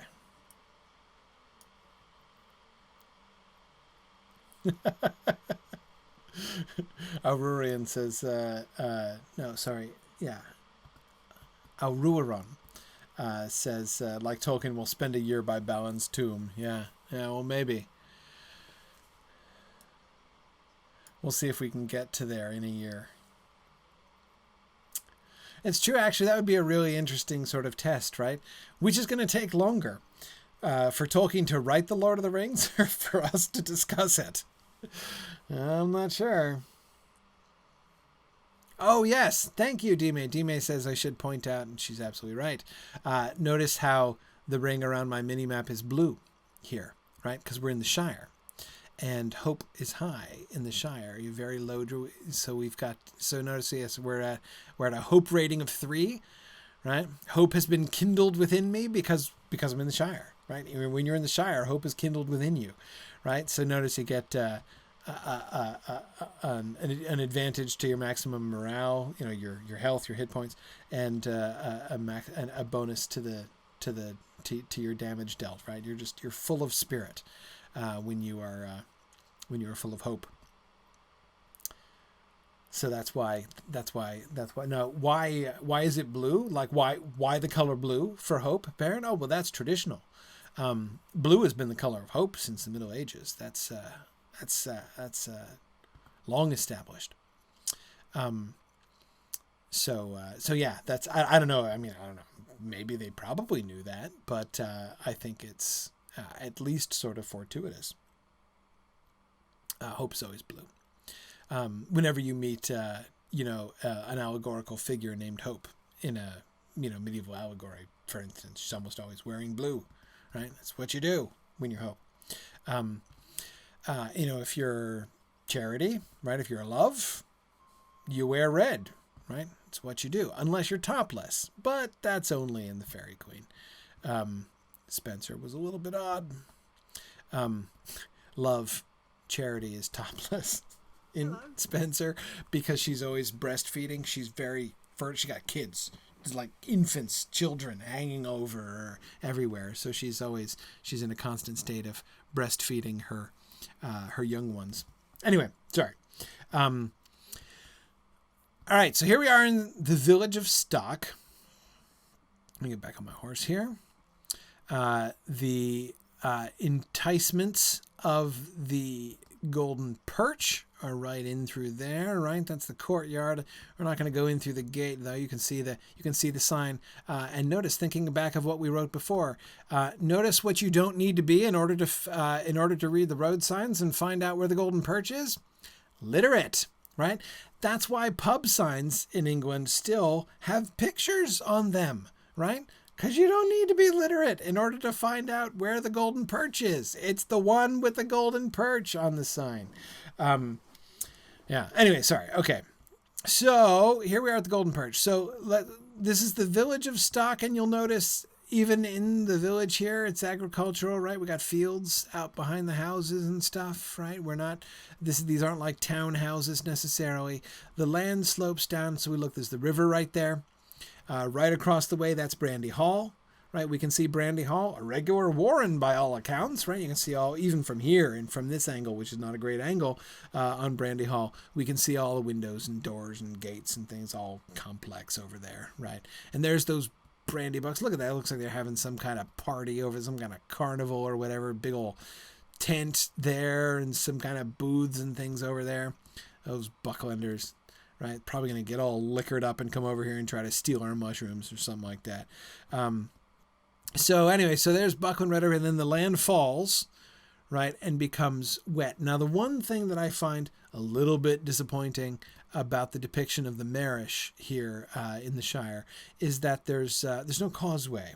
Right, so the road is really just a road and not a causeway. We do get wetlands, right? Like you can see how marshy the land is down here. It's not swamp exactly. It's not like the Frogmoors, right? If you go around Frogmorton, that's more completely swampy, but it's wet. You could see how if you wanted to make a road through land like this, you'd need a causeway, right? You can't just be like, well, let's pave this puppy, right? No, you can't do that. Put down as many cobblestones as you like. It's not going to do you any good, right, when you're standing knee-deep in the water. So if you want to have a road across land like this, you've got to pile up dirt, right? And you've got to build a foundation and raise the road up above the level of the water, and ideally above the level that the water gets to when it rains a lot, so that the road can be up on the causeway, which is why not only are you going to meet everybody that passes on the road because there's nowhere else to be that's dry, but also people are going to be able to see you from a long ways away, right? Because there you are traveling on the causeway, like 6 feet up above the level of all the land around you, which is not only wet but also very flat. Okay, so I do think that the land here in the Marish, they've gotten really well. Notice there's wild mushrooms everywhere. Right? The Marish is full of mushrooms. It kind of makes you wonder why anybody would break into Farmer Maggot's farm to steal mushrooms when the mushrooms are this abundant. You could see why they'd come over here for mushrooms and trespass, right? Does he lay claim to every mushroom over here so that, like, if you just come over here and start picking mushrooms, you're on his land and trespassing and taking his own personal mushrooms by default? Maybe. Notice this is a better view of Brandy Hall from here, right? That's the ferry right there, by the way. So here, this is not part of it, right? This is an Arnorian ruin, right? We got these all over the place. You'll notice we just passed the Stock Tower, right? This is one of these big old watchtowers. We can see the ruins of another one. We looked at this before, didn't we? We can see the ruin of the other one up here. Again, I really like the Arnorian ruins in the Shire. One of the things to me that it really emphasizes is, again, the extent of the shelteredness, sort of the inward lookingness of the Shire, that they don't, to me, it really kind of sets off that idea. Again, Tolkien doesn't mention anything about Arnorian ruins in the Shire, but it kind of makes sense. They would certainly be in Bree. We know they would be in Bree because we were told that the Dunedain lived right in and around Bree. So clearly the ruins that we see, that we're going to see together in the Bree lands, there would totally have been ruins there. They don't mention ruins in the Shire specifically, but although, again, we do get the standing stone, like this. Remember the sudden tree or the standing stone in the walking song? So maybe we do get some ruins you might come across and discover in the middle of the bushes, right, somewhere. But anyway, so that over there is one of those Arnorian ruins. This is not a Hobbit construction. I love the little tower, right? There's a tower. Look how queer folks are over there in Buckland, right? They are so weird. They build towers on top of hills. I mean, who does that, right? If they eat dinner up there, they have to throw the dishes out the window afterwards. Sorry, inside joke from Return of the Shadow. But anyhow, Bingo and well, the hobbits, whose names were totally different at the time, but the group of hobbits in Chapter 3 going into the Marish had this long debate about having houses versus holes and having upstairs, and how they would just, if they ate dinner upstairs, they would just throw the dirty dishes out the window. It was a hilarious conversation, but a little bit odd under the circumstances. Anyway, like, they had just been dodging Black Riders, and they barely interrupted their conversation about throwing dishes out the window. Yeah, JJ says it's perhaps the text that he's most disappointed didn't make it into the published text. Yeah, what, the part about throwing dishes out the window specifically? Yeah, I bet. Anyway, so this is Buckleberry Ferry. There's no ferry here. This bounder here tells us that I'm sure the Black Riders that caused all that trouble in Buckland are to blame for this ferry mischief. Yeah, the ferry's messed up, right? The ferry is out of commission here in the game, but you can see this is where the ferry would have been probably, was it rowed or was it drawn? Well, we'll have to see when we get there. But it's close enough that they could just draw it on ropes back and forth rather than rowing it back and forth. I think it's probably drawn by ropes so it doesn't go downstream. But anyway, so this is where the ferry would be, and you can see the ferry is the main right there, is the main approach right there to Brandy Hall. Again, I always think of that line from the party, right? A regular warren by all accounts, and it does. I agree with you. It's looks like a great place for fishing. You can just see the bridge, right? There's the Brandywine Bridge up to the north. Doesn't look quite as far around, right? It looks like it only take the Black Riders just a little bit of time to get up across and back down. But again, scale issue, right, with the game. Anyway, okay, so let's go back over now, because we're not going to Buckland quite yet. That would be rash. We have to finish Chapter 4 first, so let's carry on down the road. And in addition to all the mushrooms that we are still seeing, you'll notice we've got a big old granary here, right? Like a storage silo, which suggests I don't know if I want to say wealth. That might not be quite fair, but certainly suggests the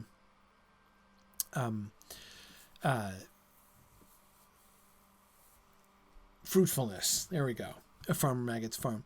Now, one thing I want to draw your attention to. So here's Farmer Maggot's fields, right? Look at I really like how they've set this up in the game. So this is the road, right? This is the road that comes down from Stock. This is the main approach to Farmer Maggot's house. In other words, this is where Farmer Maggot expected them to come. And you remember the first thing he says to them when he meets them, right? He's like, I didn't see you. Okay, so let's look at that passage again. Let's look at it right here, right?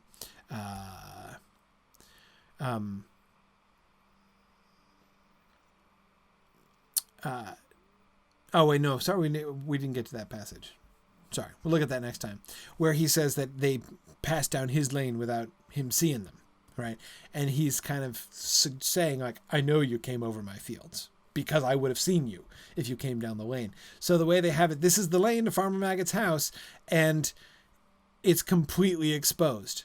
Look how, if you follow the road like you're supposed to, look how long of a warning Farmer Maggot has before you get there, right? He's like, okay, I see you coming. I saw you coming down the hill, and now you're coming up around the corner, and now he's got his eyes on you the whole way, right, until you come in. This is the front entrance, and I love Farmer Maggot's house, right? Nice house. I think they do Farmer Maggot's house really wonderfully. Look how it's, I think it's an excellent combination. On the one hand, this is a nice house, a big house, nice Hobbit door, painted a very attractive purple, I would add. Windows, this big light window up here, right? Oh, does he have a second story? Maybe he has a second story. Anyway, it's very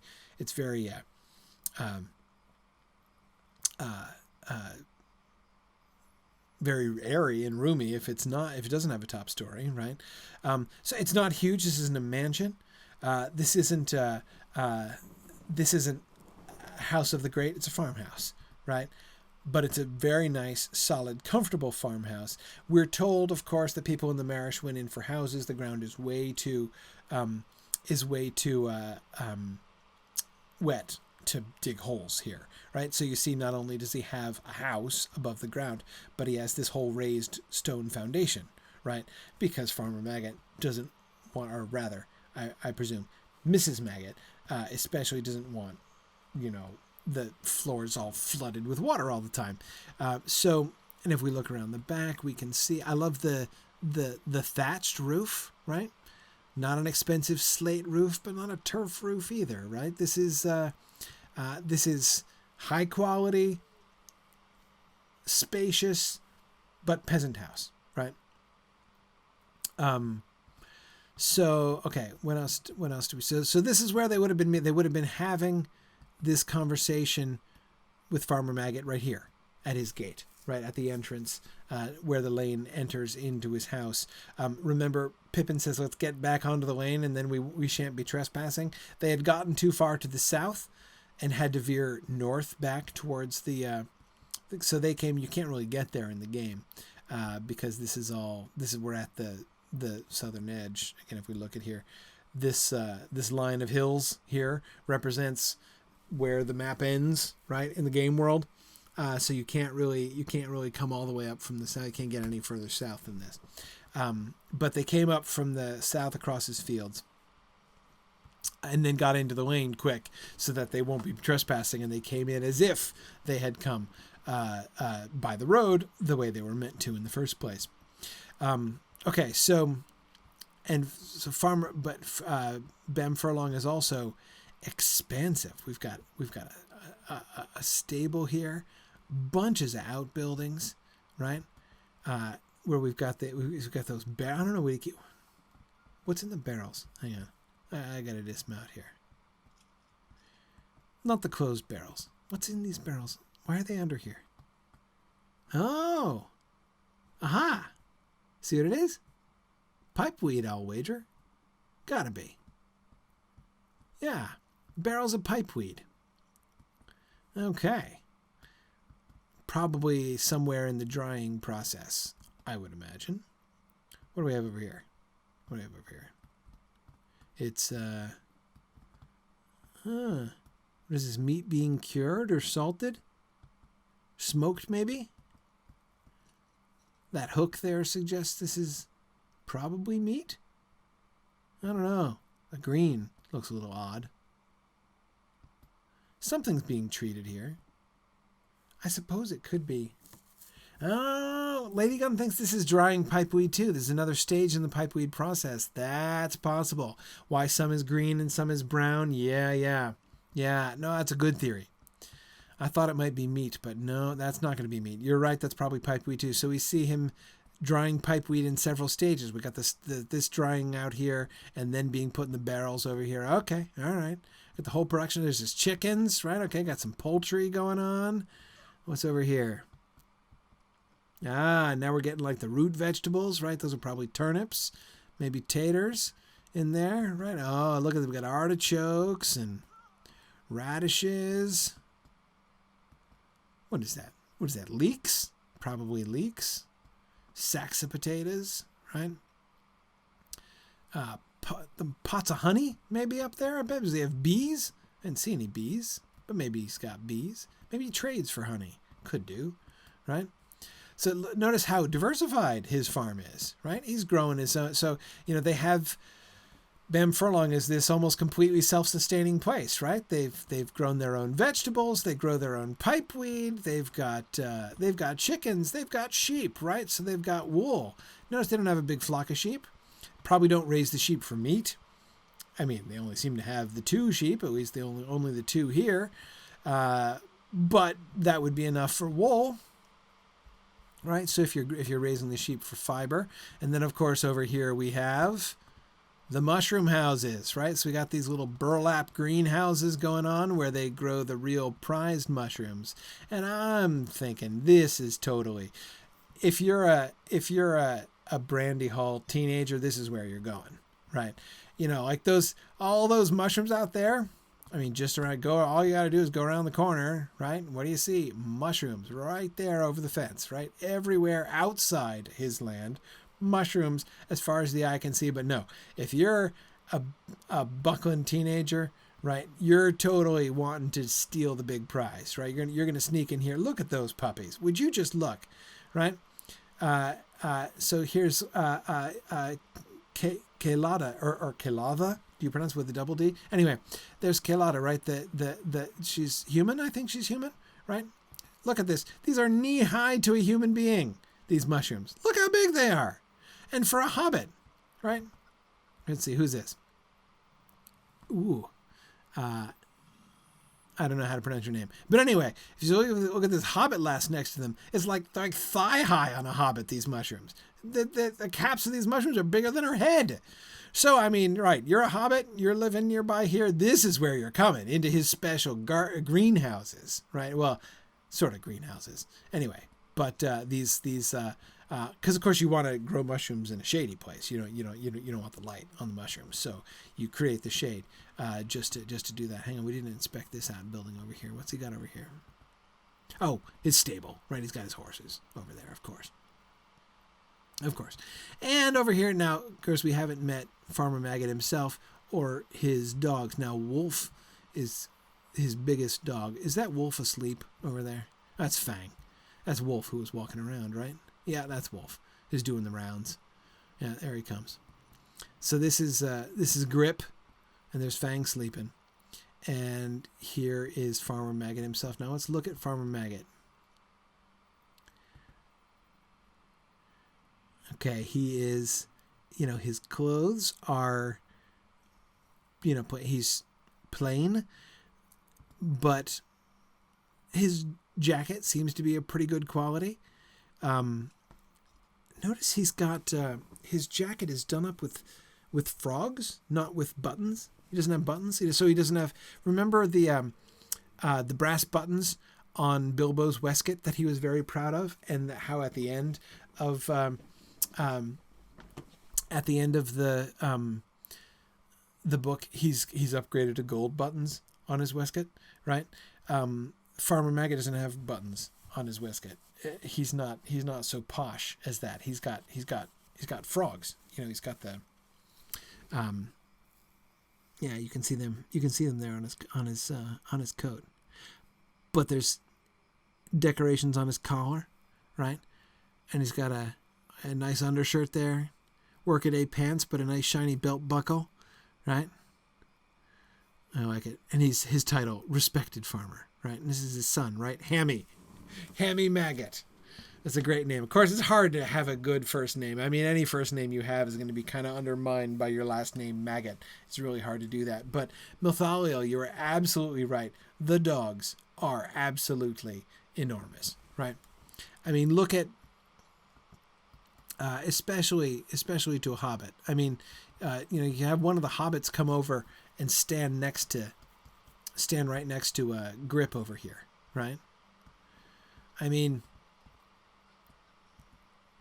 there it is. Look at that.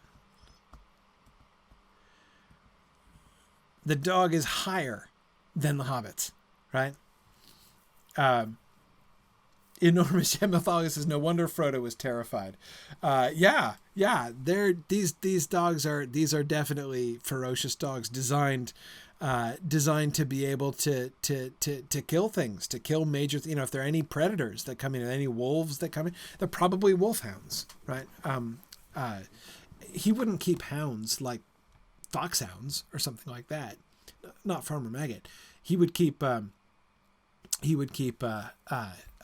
something like wolfhounds, right? So when he says he keeps ferocious dogs, it's not just, these aren't like poodles with a bad temperament, right? These are. I love their treatment of the dogs. I think it's it really captures things very well. Yeah. So imagine being young Frodo, chased all the way from here to the ferry by those dogs. So anyway, I really like the fact that the way that things are set up in the game world. Oh, hang on, did I hit that stupid? target toggle again. Okay. Okay. Sorry. I hate it when I accidentally hit that command. All right. So I love the way that the game world has it set up. Again, you can see how he would be able to see anybody coming. Again, from his vantage point where he's standing here, there's the road, right? And you can see, I can see you coming all the way down from Stock and turning the corner down the lane and come right. And he's got all kinds of time to mosey around the corner of the house and meet you out in front if he sees you coming. But of course, it's totally tempting to trespass, right? I mean, no matter what direction you come to Farmer Maggot from, you know, it's always like the most direct way to go right across his fields. Yeah, that's funny. Gravity's saying he's surprised there isn't Dread standing this close to the dogs, right? It would be hilarious if hobbits got Dread in Farmer Maggot's farmyard. I think that would be awesome. But anyway, yeah. Okay, that would be cool. Anyway, okay, so the other observation that I would make about Farmer Maggot's farm, you know, about Bem Furlong in the game, it's the only one like in the entire Marish. Again, it's a scale thing, right? There are no other farmers. There are no other farms in the Marish. It's just this one, right? So you clearly get the idea. Farmer Maggot's an important person, right? He is the representative farmer. And that, again, to me is really fascinating because I think that, you know, in the book, Farmer Maggot is a real representative, right? I mean, in meeting Farmer Maggot, and we'll look at this a little bit more next week when we see the rest of their exchange and the meal that they share with them and stuff. Their time with Farmer Maggot, it's one of the only times we're ever going to see that slice of normal Hobbit life, right? Farmer Maggot really is kind of a representative in that way. And he is the sole representative of Marish farming here in the game, which again, I think is kind of fun. All right. Well, I should let you go. We're late now, even though we started late. So thanks very much, everybody. Next week we'll be back normal time.